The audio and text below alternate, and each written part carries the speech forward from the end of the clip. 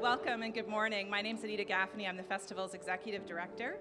Before we get started, I'd like to thank the Huron-Wendat, the Haudenosaunee, and the Anishinaabe for their stewardship of this land that they share with us through the Dish with One Spoon Wampum Treaty. This is a very exciting time. We have a whole series of events that we have collaborated with with the New York Times, and this is the first one, Changing Traditions in Musical Theater. We're going to start with some very brief introductions because we want to get to the meat of the matter. You will have the chance to ask questions, so I think that some papers will be handed out and you can write down questions. We'll collect them through the session and you'll be able to submit some questions, so we get to hear from you.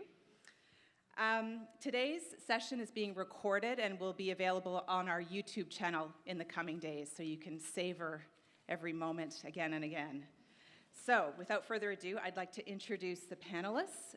Donna Feore, who's an acclaimed director and choreographer of this year's Billy Elliot the Musical and Little Shop of Horrors.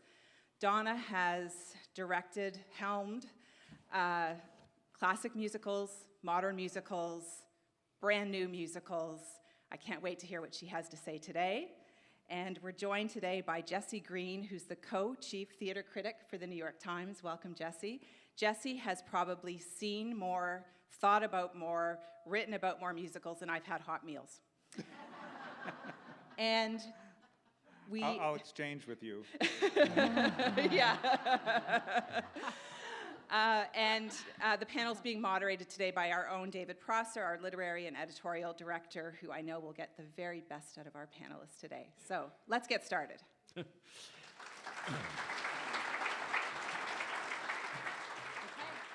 Thank you, Anita.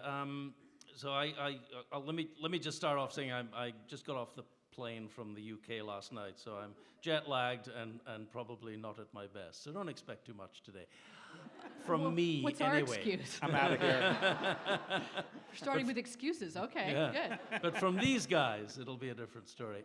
So we're going to talk about musical theater, and I mean, I don't know what those words suggest to you, because musical theater encompasses everything from, I guess, the Desert Song to, Toxic Avenger, the musical. We think of musical theater, we certain things spring to mind. Rodgers and Hammerstein probably immediately comes to mind. Lerner and Loewe, chorus girls, show tunes. But I mean, really, the association between music and theater is as old as the ancient Greeks, and that's just in Western culture. I think in any culture that has a theatrical tradition, music and dance, for that matter, have played significant parts. And there are various forms of that. There's operetta, there's the so-called book musical, there's and we're going to kind of chart the development, I think, that's the idea anyway, chart the development a little bit through the eyes of our panelists of these various forms and their own involvement with it. So the way into this, I think, is for me to ask each of our guests in turn how their own personal engagement with this art that we call musical theater began, what that phrase perhaps means to them. And I've been told that I should start with Jessie. So, back in ancient Greece. Yes, but I remember those days really well. You look a bit young for that. Well, actually, my participation in musical theater began, as I expect a lot of people's did, as a very clumsy pirate of Penzance. Or the equivalent. I actually began in an age when young people performed in operettas. I went to an arts camp in Michigan called Interlochen, maybe some of you know of it, and every summer, that was like the big cool event, was to do Ruddigore, yeah. So, I was really on top of things. And as you say, Rodgers and Hammerstein in high school. Donna and I are going to do a number later. Yeah. Everything's up to date in Kansas City. I still remember my tap dance routine. So I began really at the point where operetta was a throwback, but still part of the popular culture. And the book musical was beginning to be a throwback, but was still in its sort of its prime. So I'm talking now in the 60s and 70s. Every school in the United States, I don't know about Canada, would do the Rodgers and Hammerstein canon, would do the Lerner and Loews, would do those shows. And I grew up with that. But then, starting around 1970, things began to change in New York and gradually began to filter down into the high schools and the amateur productions. And when my parents came back from a show they had seen, and they couldn't stop talking about it. And I was like, what, a show you talk about for days afterward? It was called Company. It was a show by Stephen Sondheim, his first sort of breakthrough hit as a composer. And we got the probably 8-track tape. And I didn't know at the time that albums had the lyrics printed. I don't know if you ever had this experience. So I sat there for days transcribing the entire score, the words, so I could learn what they were. And gradually, in that way, came to learn about where the musical was going next. And maybe that's where I'll turn it over to Donna. You probably come in somewhere around there. Well, I came from the professional ballet world, so I was a professional ballet school kid, not really being in that world of musical theater at all. But my first experience really was in the late 70s. I was in Vancouver, and an actor, wonderful actor named Jeff Hislop, was starring as Mike in a chorus line, and it was doing a Canadian tour. And I went to see it at the Vancouver Playhouse. And we always hear these stories about people saying, "Well, I saw this and it changed my life forever."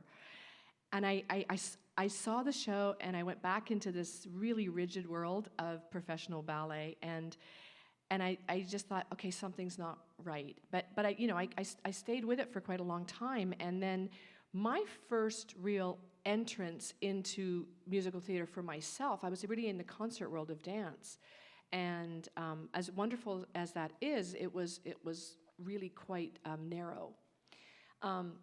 I got a call to come to Stratford, and it was 1990, and I was very much in the concert world of dance and contemporary dance, and a director, choreographer named Brian McDonald had seen me in a show. And my first season here, I was offered a leading dance part in Guys and Dolls, the Carmen part, and I was offered a play called Julius Caesar. And at that point, I thought it was a salad. It sounded okay. It sounded low, like it sounded sort of low fat, and I thought, okay, well, this could be okay for me. I don't know. And Stratford, I don't know. I started driving here, and I was a big city girl, and I'd been living in LA and New York, and I started driving here thinking, okay, what have I done? And I saw cows, and I thought, is there a theater here somewhere? Well. And of course, the rest is history. But my first year, those first couple years for me was such a gift, because not only did I get Guys and Dolls right out of the gate, so I started there, then I went, right into an HMS Pinafore. And so I was exposed to, and Shakespeare. It was a buffet of fabulous for me. So, I had all the best shows, but also the different genres. And then I had the gift of Brian McDonald, who was such a great mentor to me. And so, in those early days for me, the GNS taught me so much about the musical formula, in a way, of how it works best, and rhythm and pace, and so I've carried that with me forever. But that was kind of my first in, and then the rest is kind of history. But I didn't really go back to that ballet world. That was it for me. Maybe we should mention here, not that this is history class, but the development of the musical theater does come out of several trains coming into a station all around the same time. And one of those trains was definitely operetta, not only the famous Gilbert and Sullivan ones in English, but those of composers like Rudolf Frimmel. I don't know if that era, the Vagabond King, Rosemarie, those kinds of shows. And at the same time, this was largely in New York. The effects of jazz were beginning to be promulgated more widely, not just in clubs, but through recordings. And Tin Pan Alley was a place where all these different sounds started to come together to form what we would come to think of as the musical. But at the time, that term didn't exist exactly. There were reviews, There were musical comedies, there were operettas, there were hot jazz shows, and at some period from the 20s to the 40s, they coalesced into what we began to think of around the 40s as musical theater. Many people look to Oklahoma because of my performance, I think,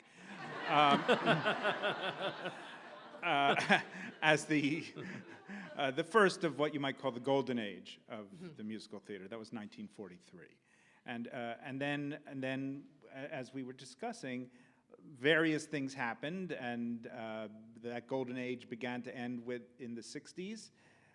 With the arrival of rock music on the scene, which didn't integrate that well at the time. People didn't really know what to do with it in musical theater, and the pop market went elsewhere. So there became a division between what musical theater people listened to and what the rest of the culture was listening to, and that didn't begin to come back together until a number of years later. And a prime example, which I guess we'll get to, is Billy Elliot, by one of the biggest pop stars of the century.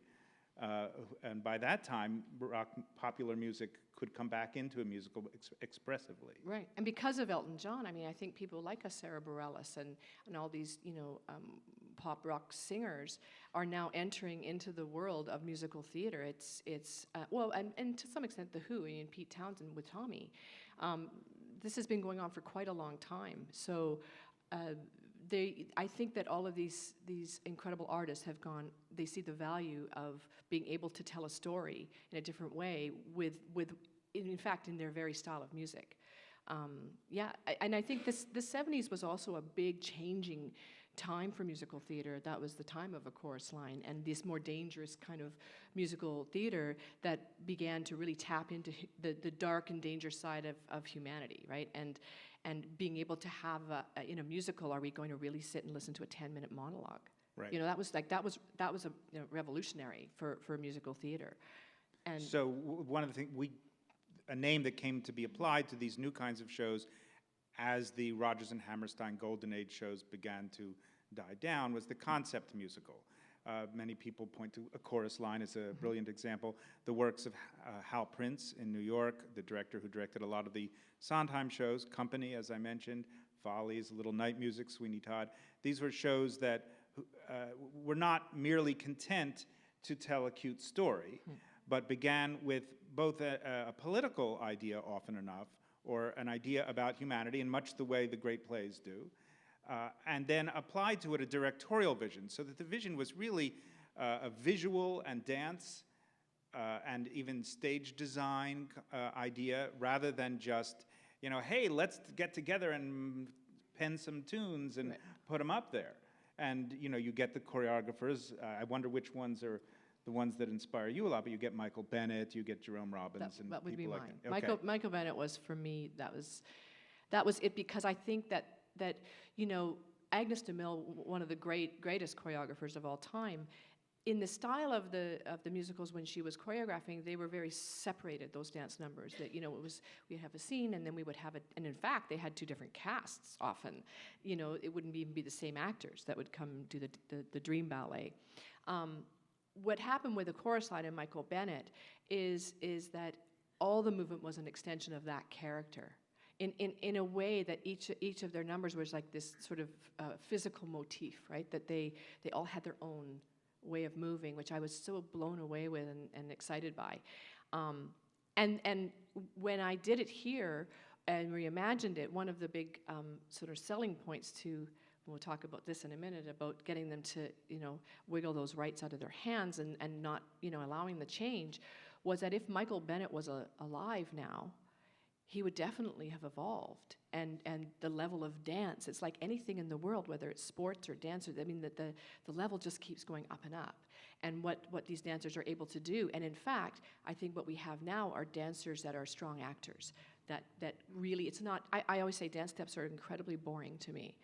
That doesn't work, but it's when they're telling the story and we stay connected with all of these people on stage as characters, that the movement then becomes a heightened element, and it's another way again of telling the narrative. I'm playing the role of the sort of curious but uninformed person here, which is not really much of a role. It's kind of closer to reality. But I'm wondering if it would be useful to back up a wee bit. Is it just in terms of the style of music that we draw a distinction between operetta and musical theatre, or is there something more to it than that? Well, I think it's a lot more than that. Operetta was primarily a musical event originally, and you could tell because the orchestras would be closer to the size of a symphony orchestra than to the kind of pit orchestras we have now. At Stratford, you're very lucky because you get pretty large pit orchestras. Sorry. Not enough. You always need more. Is that what I'm supposed to say? Okay. Never enough. But I'll just say that in the current production of Oklahoma, the revival of Oklahoma that has recently opened on Broadway, which is a kind of radical reinterpretation of the show without changing a word. Not one note, not one word has been changed, but it's radically different. There are the orchestra is seven players. Now it makes sense. If we have time, we'll explain why. But it is certainly the case that the emphasis has changed from the purely musical values of operetta, which were almost always comedies, by the way, and light ones at that, with kind of ridiculous plots involving, as you well know, ghosts stepping out of the frames of their pictures, or silly pirates who don't know, who are afraid to steal anything because of their loyalty to the queen. Just plots that do not bear much attention. So the largest change was in the seriousness of the subject matter. Even if it was a comedy, even if it was a romance, the way the romance was looked at was much more like the theater was trying to do at the same time. In the 40s and 50s, you had an enormous change going on in the non-musical theater as well, and the musical theater of the next 2 decades tried to pick up on those changes and bring them into the musical fold. But then, and we'll get to this eventually, at the time that you were talking about a chorus line, 2 things are happening, not just the chorus line, which also the concept musicals and the Sondheim musicals, but then there's also what we call, I hope this isn't offensive here, the British invasion, where, Andrew Lloyd Webber and the mega musicals from Europe. And Cameron McIntosh. And right, and Les Mis, and those, at a time when Broadway was falling apart financially, they basically saved the musical, while also some people might argue, and that would include me, ruining it. Here we go. Now it's getting good. I was kind of curious because in some ways, some of those mega musicals seemed like a throwback to the Victorian era of stage spectacle, didn't they? I mean, the Victorians were huge on stage spectacle. They loved nothing more than putting a sinking ship or a burning house on stage and rendering it, apparently, in some remarkably realistic way. Yes, and the great 19th century melodramas, had to have some pyrotechnics, or they wouldn't get audiences. And this was a great commercial innovation to bring that view to musicals, but also using as the source material very thick doorstop European novels. And my complaint has to do with that, basically. But these shows looked different. They sounded different. I would say a more bombastic quality. Is that fair? I say anthem-like. Everything is kind of like an anthem. It's and quite brown flags. And well, But interestingly, a lot of those shows now are being redone in smaller and more contemporary ways, which brings up an interesting question, which is, how much freedom should Donna and other directors have to mess with or improve, as you may see it? Do you start with mess with or improve? Classics of the oldest stripe, but also of the more recent stripe. But I'd be interested to know, what do you think was the most unusual or outrageous or significant alteration you've been able to do in one of the shows you've directed here? Well, I mean, I've been really fortunate to I think we're driven by the space that we put, that main stage is very unique in the world.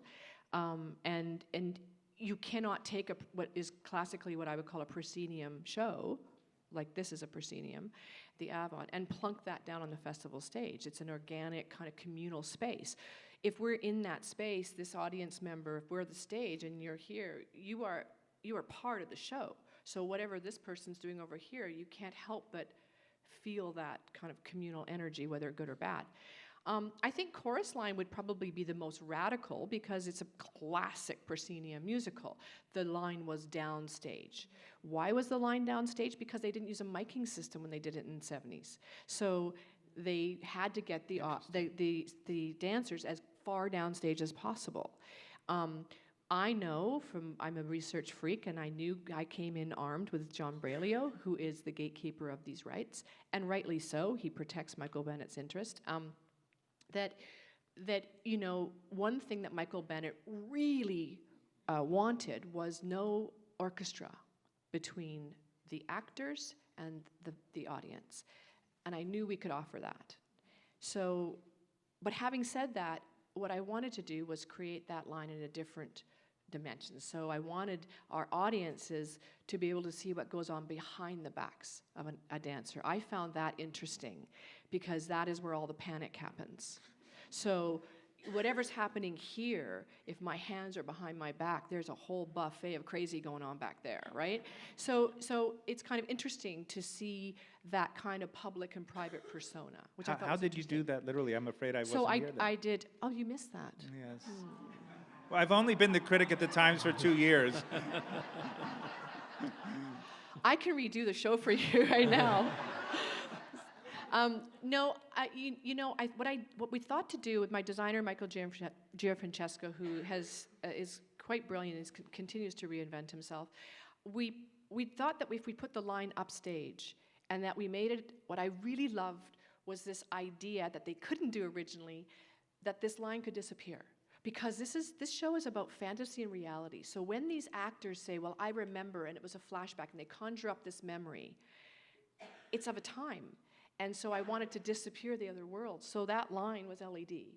So what we could do was, that line was there when we wanted to restore, and then we could make it all go away. And so the world just became the world. And we kind of put them, and everybody that's in the show became part of their world. So I found that interesting, and I think John Brailio loved the idea of that. And so it was pretty radical. Having said that, I say Chorus Line, but possibly Billy Elliot has been the biggest kind of mountain. It's a massive show, and to reimagine a show that has 31 transitions in it, we've gone on about that. I really should have read it better before now. In case you don't know what she means, though, the transitions are scene changes. Scene changes, and in a typical musical, certainly a Golden Age musical, there might be one per act or two per act. Yeah. Or maybe up to a dozen. Yeah, maybe four. A Guys and Dolls music would be like 14. It's fairly big, but we're talking about back and forth, back and forth, back and forth. So and it's an actor-driven space.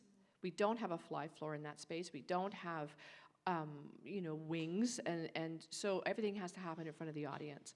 So, but having said that, though, while we kind of went crazy for a while of going, how are we going to conceive this? How do we make this work organically that we're not plunging people into darkness for even 20 seconds at a time? It's too much. So I take almost 14 minutes off the original show in the actual running time. I know, it's a lot. That's a lot. Why? Because the elevator system only can go so fast. Mm-hmm. And so by changing things and driving things quicker and maybe just having more suggestions of, it really is an actor-driven piece. I think the book is, Lee Hall, when we talk about book musicals, this is that kind of musical where these scenes really lead us into a song for a reason. So I don't know if that moves us into another place, but the book musical. Well, let's as a curious but uninformed audience member, explain to me what we mean by a book musical. You go. Well, let's say before 1943, that term would have seemed like some futuristic. I mean, nobody would know what that meant. Right. There were musicals, as I said, that had silly plots. whose only purpose was to get you to the next song, but not in terms of developing character, just to set up enough plot so that the words of the verse of the next song would at least make some sense, so that people didn't think, oh, the show's over now, it's time to leave. You know, that's all those books were. And if you read the books to all the Rodgers and Hart musicals from the 20s through the 40s, except maybe Pal Joey, which was the beginning of a change, you are shocked that such a thing was ever successful. Of course, it speaks to how amazing the songs are. But with Oklahoma, his partner, Larry Hart, well, it's a complicated story, but he was no longer in the picture.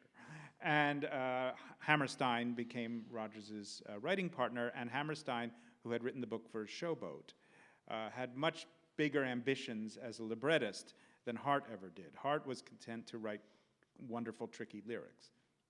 So their first project, Oklahoma, was based on a play that's basically about a girl in the American West before Oklahoma became a state who is terrified of being killed by a hand on her farm. I mean, that is not how it sells itself, but that is the story. There's a crazy guy in the smokehouse, and she's afraid to show the man she actually cares about how much she cares about him, because it might inflame the rage of the other guy. And it's, as this current production that I've been mentioning brings out, it's really about a woman's power and lack of power and her choice in a time like that. So you start to get to have these extremely powerful themes that nevertheless have to be hammered into the musical theater form. Yeah, and I think a great libretto. I mean, you can have a sung-through musical that still is, I consider, a good book musical, because it's a great, it's a great book. But I guess people think of the book musical as musicals that have scenes, spoken text, and then they have songs. And now, what I see a lot of right now, compared to the writers like Rodgers and Hammerstein, is that we often have writers saying it twice. And that's not ideal. You know, we want to say it in the scene or we want to say it in the song. And frankly, it's a musical. So, this is where lyricists step in as being a really critical cog in this wheel of a great musical, is that the lyricist and the book writer, sometimes it's the same person, sometimes it's not. There has to be some kind of a meeting of the minds of how they're going to tell the story.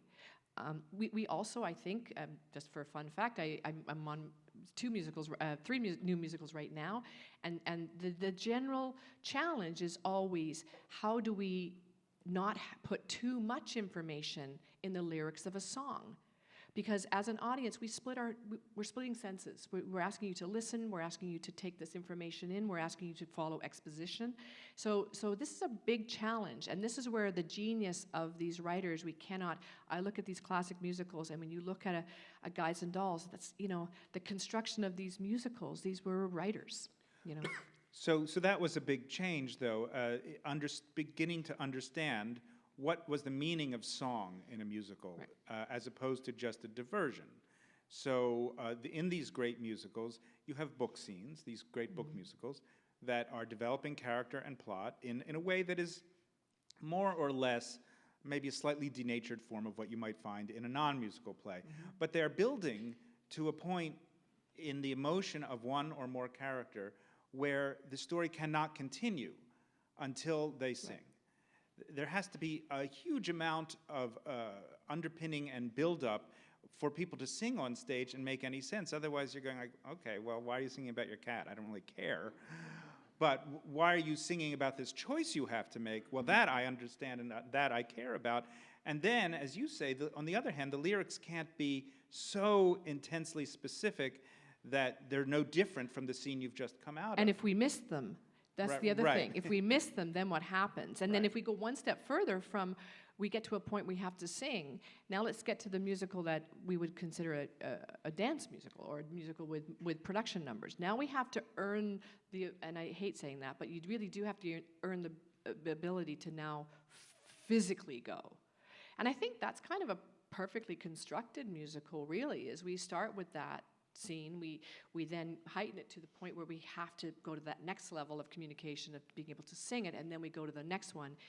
and we dance, or we have some kind of production value of the show, and then we start that whole cycle again. And I think that's when it really works. If there's going to be movement in dance in a show, again, dancing for the sake of dancing, this is where Billy Elliot strikes me as that there's not an unearned moment of why they do it. And plus, to me, we won't get into it, but dance is really simply a metaphor in Billy Elliot. We can talk about the styles of dance, but that's not really the point, I don't think.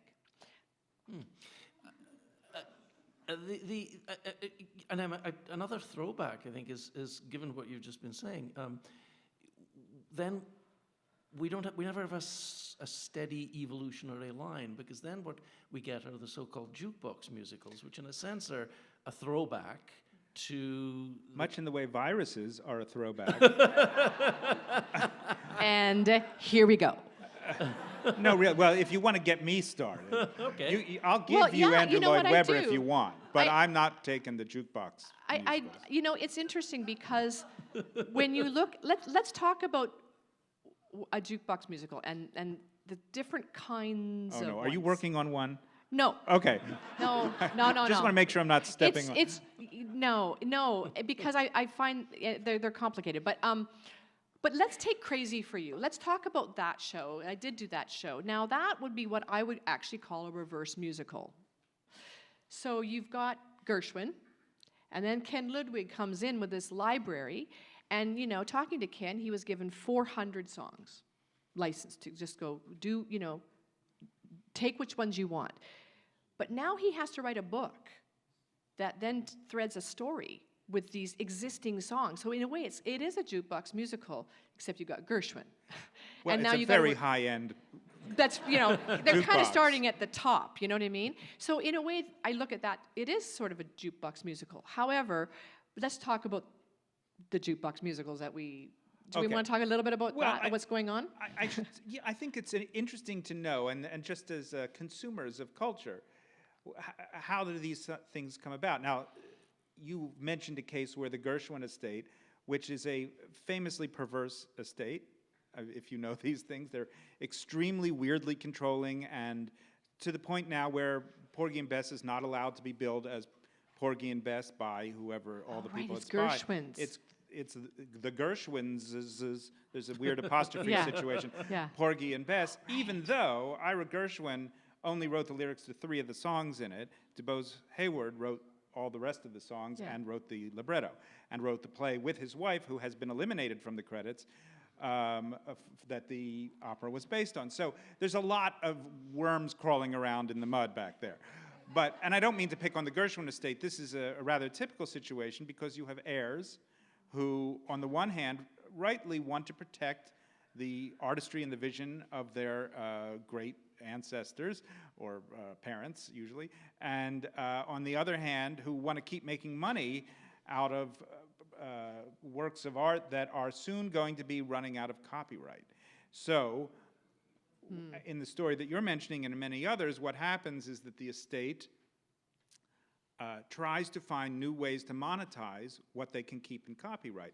They can't keep the songs in copyright forever, despite Disney. I don't know if any of you have followed the lawsuits that Disney has initiated to keep getting the copyright extensions into the deep future. But even with that, a lot of the classic songs are coming out of copyright now. So if you want to sing on stage your Rodgers and Hart song from 1917 or 18, whenever they got out of college, you can do it and probably not pay anyone unless they can figure out a way to reuse that material in a new product that they can license, and then you have to pay for that license. Right. So a lot of these jukebox musicals arise either from that motive or the motive of record companies who have a catalog of songs by a pop star of 20 years ago usually, and they want to tap into what looks like a great source of income for otherwise moribund assets. And it's, to my mind, you can't look at why a lot of these musicals are so bad without looking at where they come from. They do not come from an artist's need to express an idea. They come from an owner's need to monetize a moribund asset. Yeah, and sorry. But Mamma mia. But I'm seeing a shift. I have to say, I'm I do see a shift now of looking at this. Oklahoma is very encouraging to me Yes. on Broadway, because it means that RNH are opening the doors, and John Braylio has to be commended for allowing this change in a chorus line. Barry Weissler, like all of these people that are holding these rights near and dear, are seeing that things can be reimagined, and that it kind of leads me to the next thing I know we wanted to talk about. Yeah, who cares what you want to talk Yeah, about? that's okay. I'm just following the script here. Right? Do you want to talk about reimagining, David? Do you want to talk about that? You know, it's funny you should say that. Yeah, do you want to? I'm thinking that you might want to. I don't know. Well, no, it's funny you should say that. I was just thinking, we've talked about Gilbert and Sullivan, and we all know that for many years the D'Oyly Carte Company exercised a kind of death grip over how you could stage Gilbert and Sullivan. Yep. We've mentioned the British mega musicals, in which basically you've got the show, and anyone you put on the show, it's like a franchise. You have to do it the way it was done, and with the costumes and the blocking from the London production or whatever. So there's this kind of idea of the show as the thing that is unchanging, that is created and then locked in. But that idea gets challenged in many ways. I mean, here at Stratford, we started, as you mentioned, with this great tradition of Gilbert and Sullivan productions directed by Brian MacDonald, who's completely reinvented them. And so out of copyright now. Yeah, out of Gilbert and copyright. Sullivan, So let's talk then about about the reimagining of a musical. You've spoken about the physical kind of reimagining, right? Dictated in a sense by the festival theatre stage. But we're in a time where we could go back and look at some of those classics. Well, we are in a very unusual time right now, because I think that there are many wonderful musicals that I think are more challenging to do right now in our climate. I don't want to do material that, listen, if you're going to reimagine a classic musical, you need to have a point of view. You have to have a reason to do it and something to say about it, or why, And when I do reimagine any of these classic musicals, one thing I don't want to do is change the source material, i.e. the book, the music, because I find what's interesting and the biggest challenge and what really excites me is to look at this material with a modern lens and find the relevancy in that material to a modern audience. Because every time when I dig in, I find it, and I'm always just like, oh my God, nothing has changed, or everything has changed. For example, I'll be very brief, but A Guides and Dolls, and we spoke about this, Jesse, that at first glance on A Guides and Dolls, you see a whole cast of men and a couple of women in the show, and it's so easy to dismiss it as, oh, women are submissive, women are this, and I didn't quite see it that way. And I dove in, and very quickly, one realizes that there are 3 people in Guides and Dolls that have a job. One of them, and a real career, and unsuccessful. One of them is called General Cartwright, woman. The other is the second woman in the show, Sergeant Sarah Brown, and the last person to have a job is the other woman in the show, the third woman, which is Adelaide. The rest of the people in the show throw dice on the ground and hope for the best. So very quickly I thought, there's something to be said here. And it's about choice. And, someone said to me, well, you seem to really come after your shows from a female point of view. And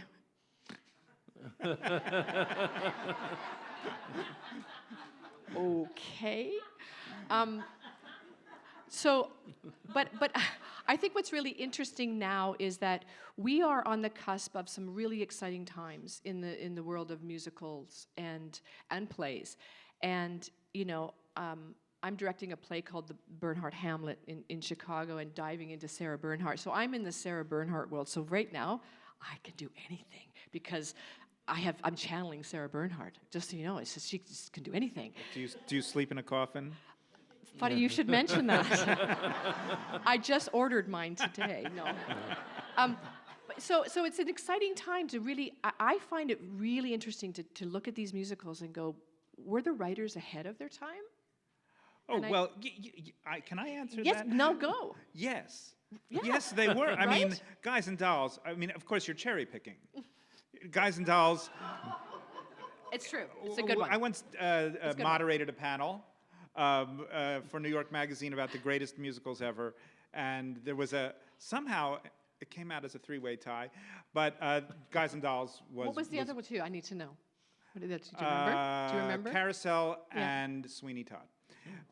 Interesting. Your mileage may vary, but anyway, Okay. look, you can look it up and see the whole conversation about how we got Let's see that.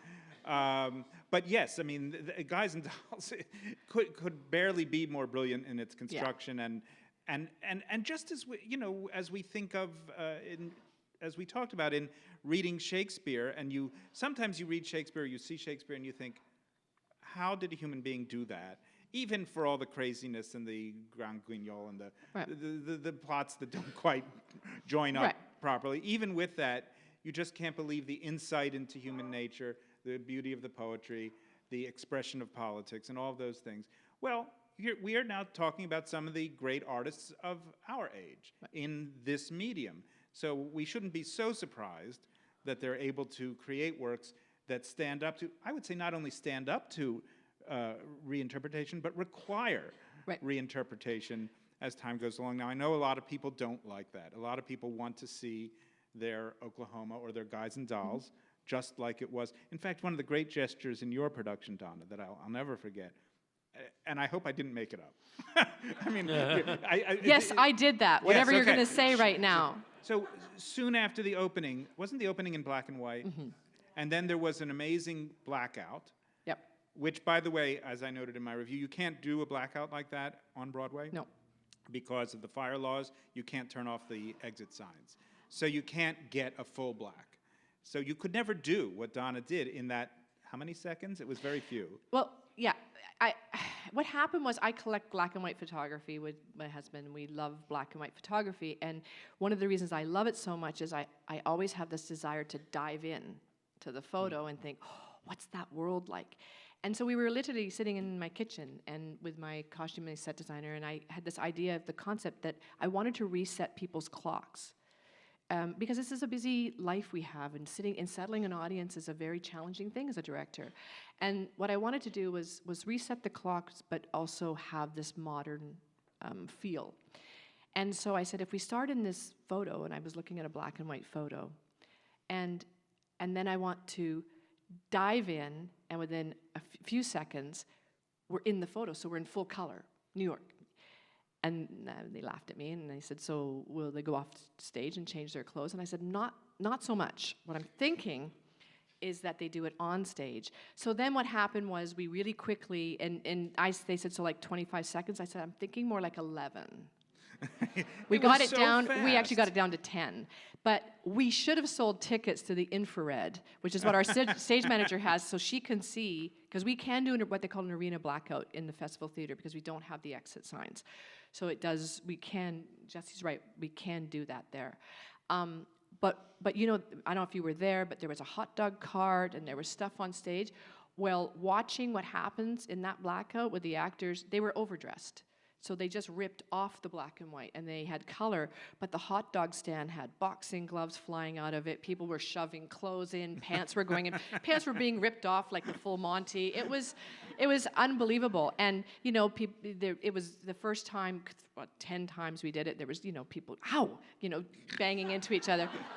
But going back to the reason we were talking about this is that it's a different way to tell a story. In a way, we have kind of a responsibility to use kind of, how we've advanced in the theater and the magic of lighting and all the things we can do to tell the story differently of this source material. Having said that, though, we really still have to be, I think, very mindful of why we're trying to reimagine a story. There are musicals out there that are really tough right now, I think, as good as they are.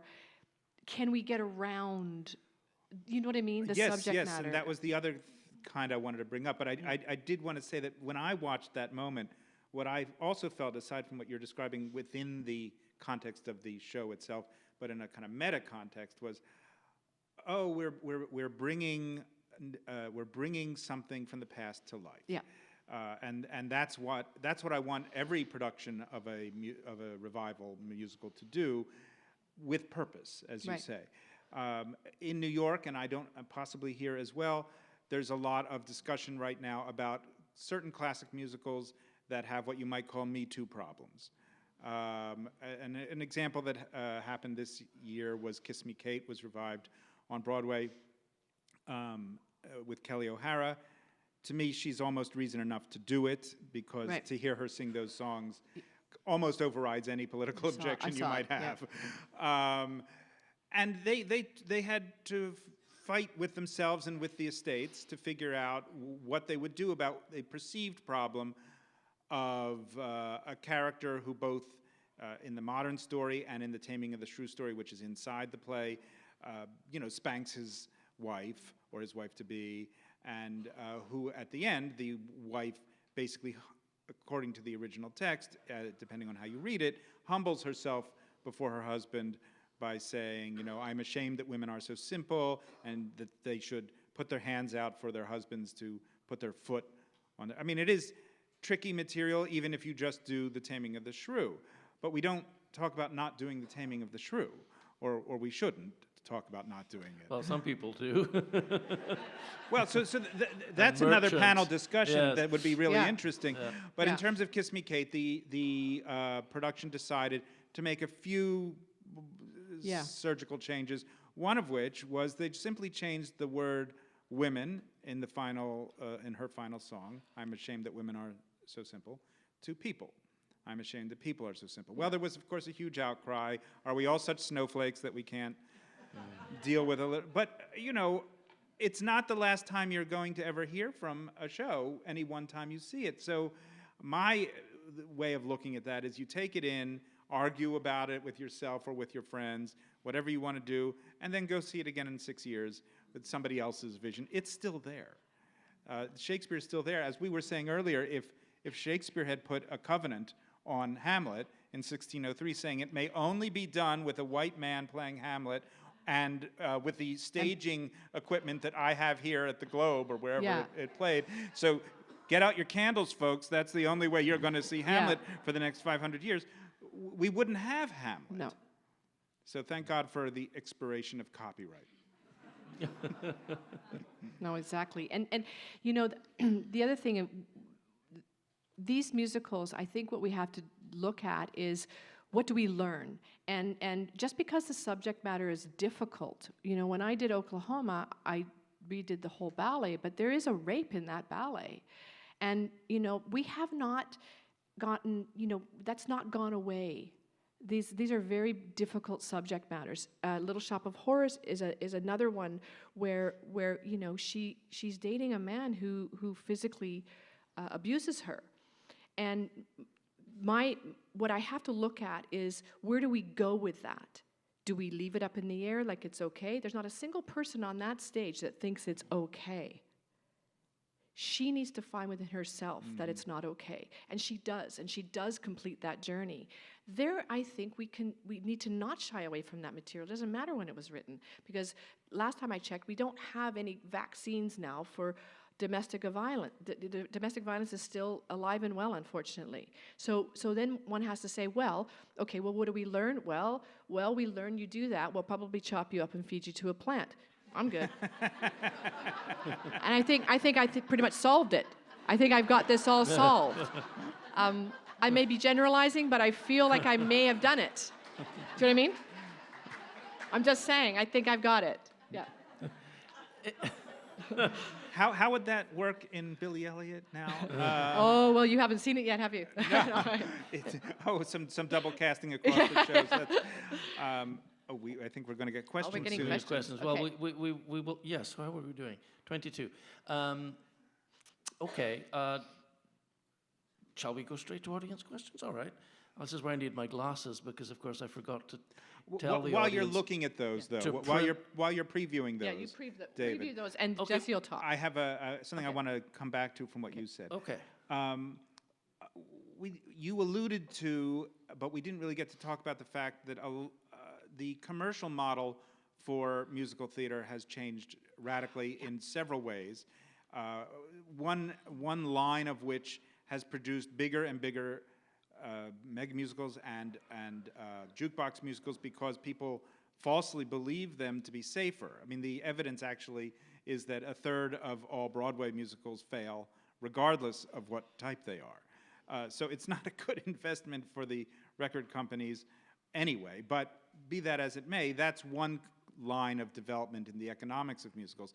Another is the experimental staging of smaller works that often come from off-Broadway, and what I want to talk about is spaces, because Wow, yeah. you know, you talked about bringing a proscenium show like a chorus line to a thrust stage here. Not just a thrust stage, but like an incredible thrust stage. Right. It's a lot of the most interesting newer works, whether they're new revivals or new original musicals, are coming from other spaces that they're not created directly for Broadway. They're created for smaller and more eccentric kinds of physical environments. And almost more immersive too, right? Yeah. Often in the round, often spaces in the round, or very nearly so. Places where you may not be more distant from the action than I am from the back row here, as opposed to in a 2,000-seat house where you can barely see the stage. Yeah. And you can do different things in that environment, and artists who respond to space, and I would include especially director choreographers, are going to shape the material to those abilities of a small space and the limitations of a small space. When those shows then achieve success at a small theater, say off-Broadway, say at the Public Theater or at the Atlantic Theater, and then, naturally not wishing for this great piece of work to then disappear, they want to bring it to Broadway. They face a problem because all but one of the Broadway houses all but two are proscenium stages. Yep. And one of the ones that isn't is in the round, but it's, like 1,000 feet underground, and nobody really likes to go there. Right. Unless I'm doing a show there, then it's a great everybody space. Come. Yeah. It is a great space, but it's hard to sell. No, it's true. It's Circle true. in the square, and then the other one is Lincoln Center's Vivian Beaumont, which is a thrust, but that's run by an organization. Yeah. It's not a commercial house. Right. So then these artists have to rethink what their musicals can be for other spaces, not just other audiences.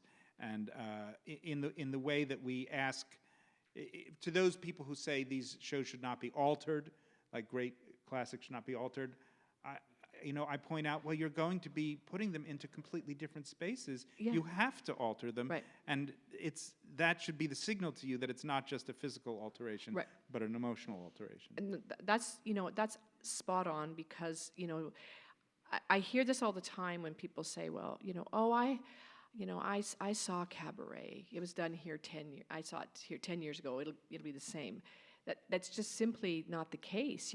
We're always reinventing them, and some of it is about the space or what kind of experience we want to create.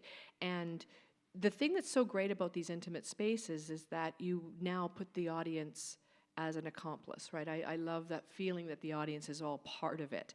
I always say to a company, if there's 25 people in the cast, that on that first preview, when you have an audience, the 26th member of your cast shows up, except you don't know what they're going to do. They're unpredictable, and they're little, they're loose cannons. So it's tricky, but it's exciting, and it's exciting for an audience to be part of that. So when you take this, and we see this a lot, where great successes off Broadway, and it used to be, let's go back to Little Shop of Horrors.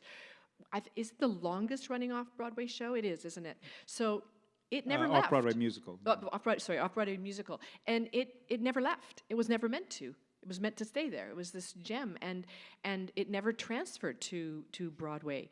And so it was allowed to kind of, that was good. It was successful. It's different now. It seems like the idea is that we have that success off Broadway, and there's always that hunger to bring it to Broadway. Well, in part because it's the only way these days that the artists and the work of which they're so proud can be seen by enough people. That's right. Because the culture doesn't really have a route anymore for a Little Shop of Horrors to get from off-Broadway to the world without going through Broadway. Right. And it can be successful. I mean, yes, well, a lot of them do a beautiful job of making these new works. We recently on Broadway, the best shows of the last couple years were from off-Broadway, a musical called The Band's Visit, a musical called Fun Home, which had... And that was tiny theaters. Didn't they play at Atlanta? Weren't they there? The Band's Visit was at the Atlantic in a 190-seat theater. 190-seat theaters where it started in. Yeah. And there's one other point, and then questions, but I just really feel the need to, along the lines of what we're saying, let's also remember that, as with Shakespeare, so too with a lot of these great musicals, when they were produced, it was extremely rare to have a black person in the cast of a Broadway musical, to have anyone of any other ethnicity than white, to consider the meaning of LGBT issues at all as existing in the world of the show or the cast of the show. Any of these kinds of diversity that we now are beginning to encourage and embrace. I think it's the strongest motivation for rethinking and coming back to this material now is to bring those issues into play. It doesn't have to work with every single piece you do, but it's such an enormous opportunity that it seems to me to be a shame to miss it. Well, and casting Music Man, for me, someone asked me, why did you cast a man who's black as Harold Hill? And Darren Herbert is Afro-Caribbean. But my answer to that was actually because he was the best person to play that part, period. And so I'm very happy to be in the world of the arts where that is my motivation. But can I ask, I wrote about this, guessing as to what your motivations were. That's what I do. I just make up other people's ideas. You've heard about fake news. That's me. Thank you. I'm the enemy of the people.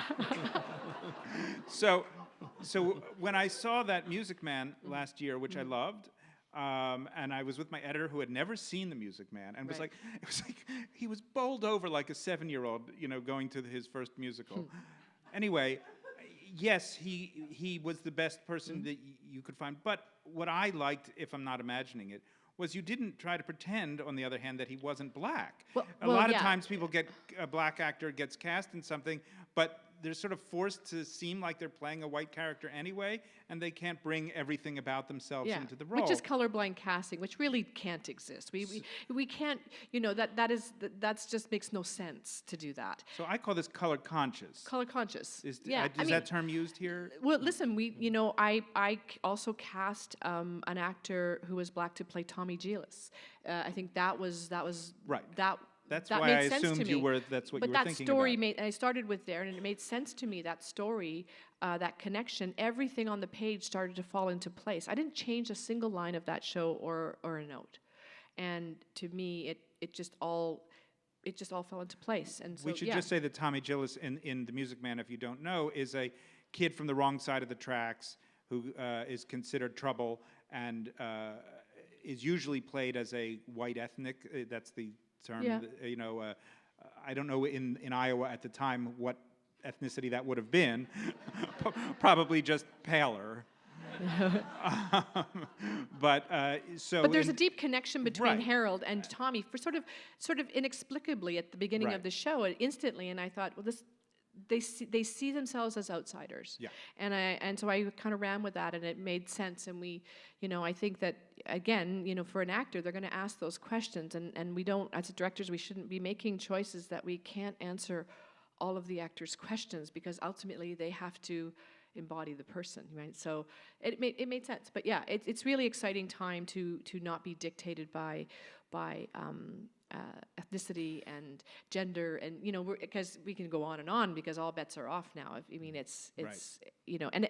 And really what it takes is we need to keep offering up this content and this material, and audiences, it's new, and so. But we need to keep doing it, because otherwise we're not going to move forward. We're just going to get stuck. An awful lot of it is about audiences need to do a bit of work here, because sometimes audiences are so bound by strange conventions or ideas of naturalism. I mean, I remember someone who wrote saying, that Harold Hill, a black man arriving in a community like that in 1912. It's impossible. It's not real. And then you think, okay. Yeah, but a man starting to sing in the middle of the Starting town to square, starting to that's sing. totally That is possible. so No. natural. It's, and we run into this with Shakespeare too. Well, that character that historical person wasn't black. Yeah, Well, no. and Hamlet's always played by a 19-year-old. Yeah. It's a very strange thing, and I don't know how apart from the work that you do, Donna, in reinventing the show and showing how it works, because who could have been at the Music Man and not seen, okay, this works, and yet people have these odd ideas. You just keep doing it. Keep doing it. It's changing. I mean, there are a lot of things that are changing that we're here advocating. Yeah. There's a lot of things that are changing that are probably going to put me out of my job, but I have to advocate them too in the long run. And it's better to be a little bit happy with the change than to always be resisting it. And there's such an instant perception in Billy Elliot. I know you haven't seen this yet, but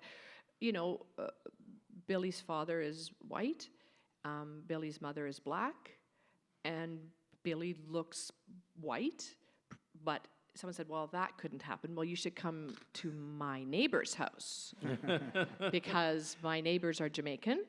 Their daughter is Jamaican. She has a husband who's white, and their daughter looks more black, I would say, more like Dom, and their son is white. To her dismay, she's like, look at this kid. Does this kid look like mine? But the thing is, we have this perception, but there is also real life and a reality that's true. And so, and I don't have to defend that, right? Because he has to. I don't have to. That's what they pay me for.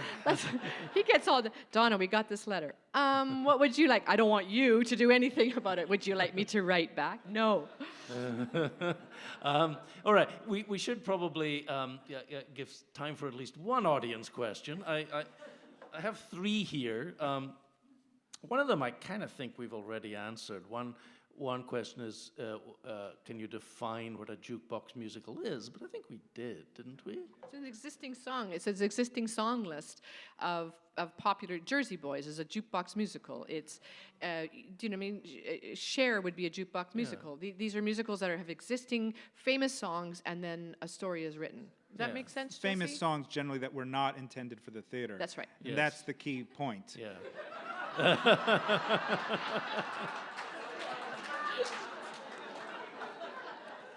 Moving on. Okay, these two questions. One card, two questions. Uh-oh. First question: is there a line of progression from Hair to Hamilton? Oh. Absolutely. Hair is often considered, with some accuracy, not total accuracy, the first Broadway musical that used rock music. It's not quite accurate because it's a kind of denatured rock music. I mean, it's great, the music, but it was written for the theater by people who wrote for the theater, not by pop acts. So it's a little bit different in that way. But it was the breakthrough, and certainly many of the composers of the late Golden Age heard that and went, uh-oh, this is going south. What we do is going to stop being relevant, and that turned out to be the case. At that point, what I have called the bridge to popular music was down. The old system whereby Broadway songs became the hit songs of the time through the record business, through radio, and through dance bands, and people buying sheet music and playing it on the piano in their own parlors, as used to happen. Yes, I did. And that was gone. That was basically gone. The means of distribution had changed, and the audience for music had completely broken up into a million smaller municipalities, you might say, instead of one nation. Yeah. So Hair was where that change began to affect the theater profoundly.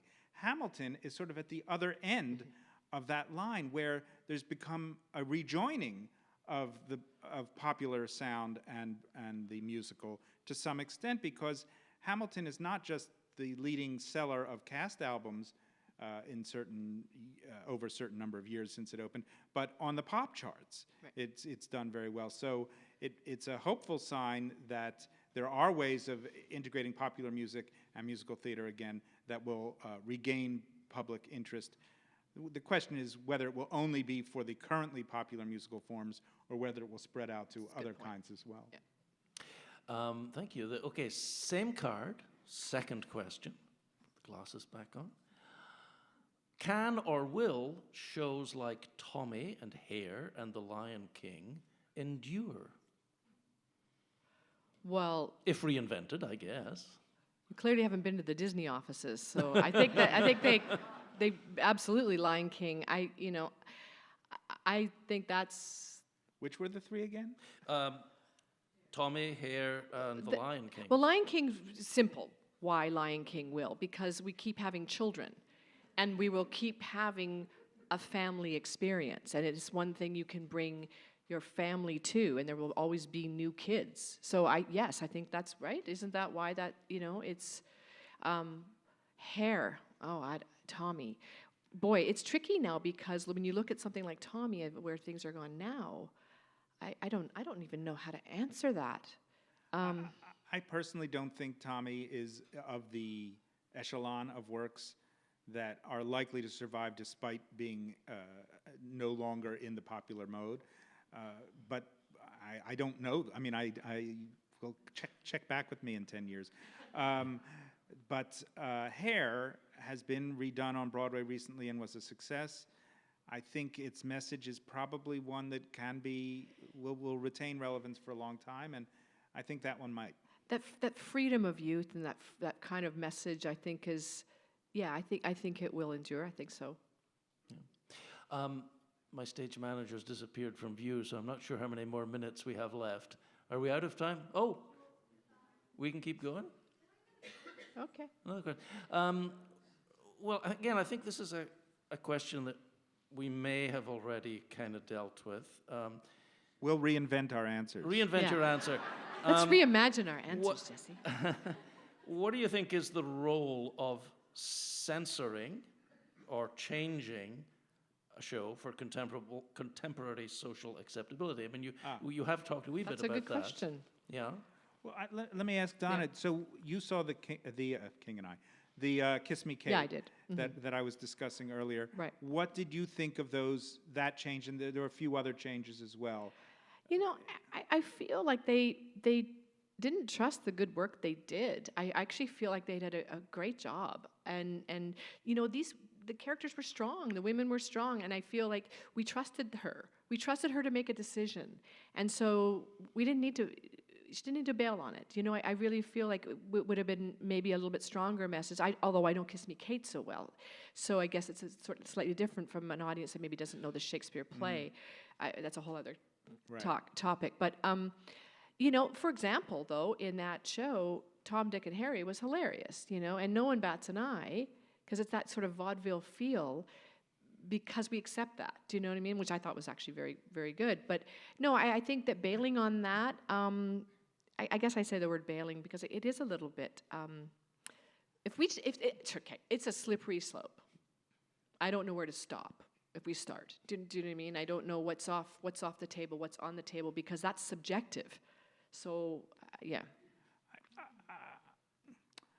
I have my own feelings about it that aren't so different from yours, but primarily what I feel about this self-censorship, let's call it, because no one actually imposed these changes or has yet tried to impose similar changes, is that, these are artists up there, the directors, and particularly the performers who have to do it every night.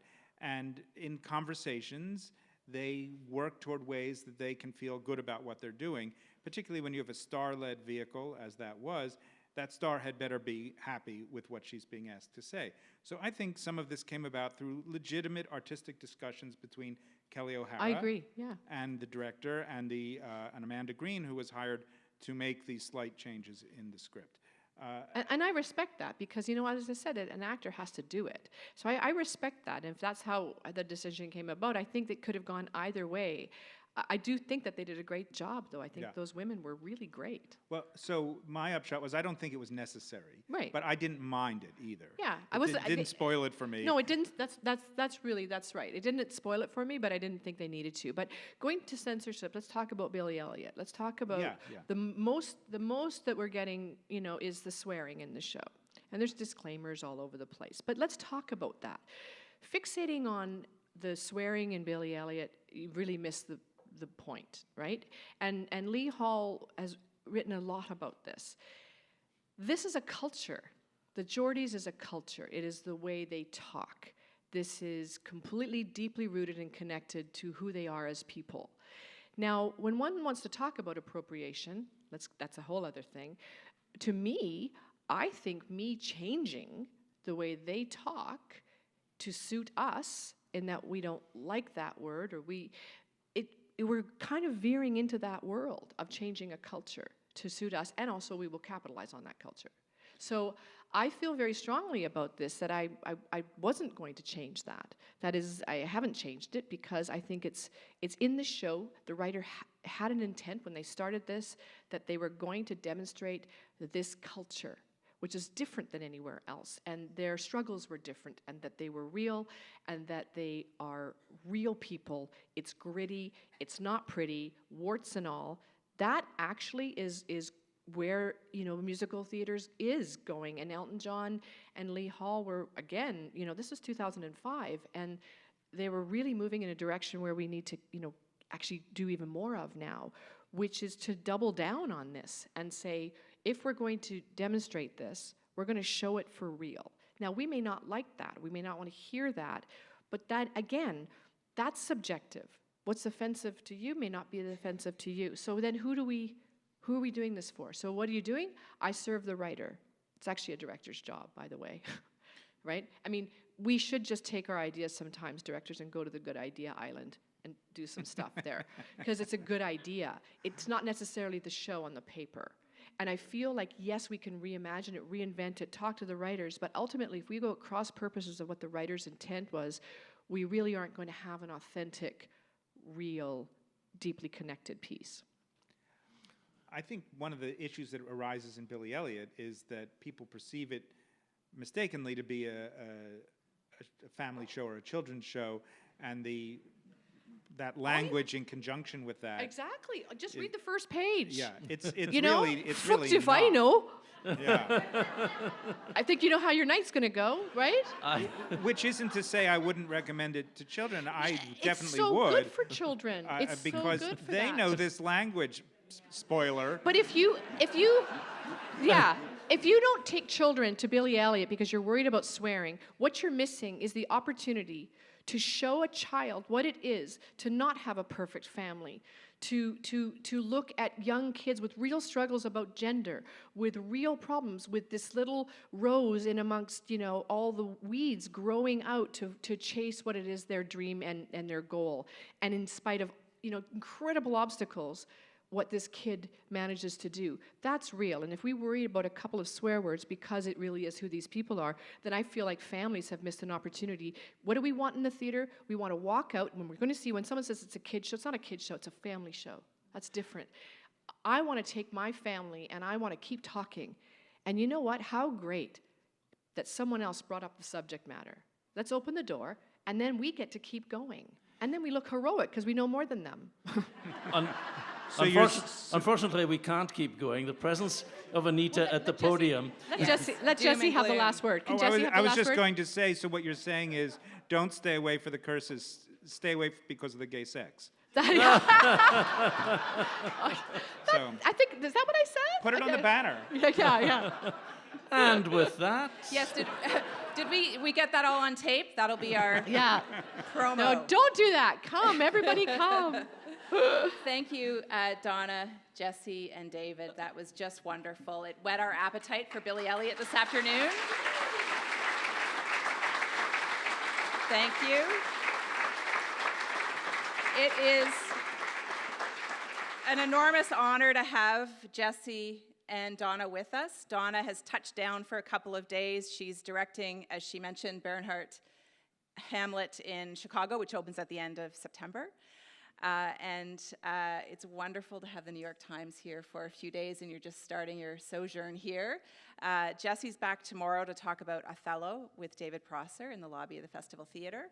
On Saturday, we're doing a session with Cara Buckley, who is a colleague of Jesse's, a session around the Crucible in the time of the Me Too movement. And on Sunday, Jesse returns with some of his colleagues to talk about politicizing theater coverage. So that'll be a great one. So thanks for, yeah, okay, box office is open. And thank you to David for moderating, jet-lagged and all. Thank you.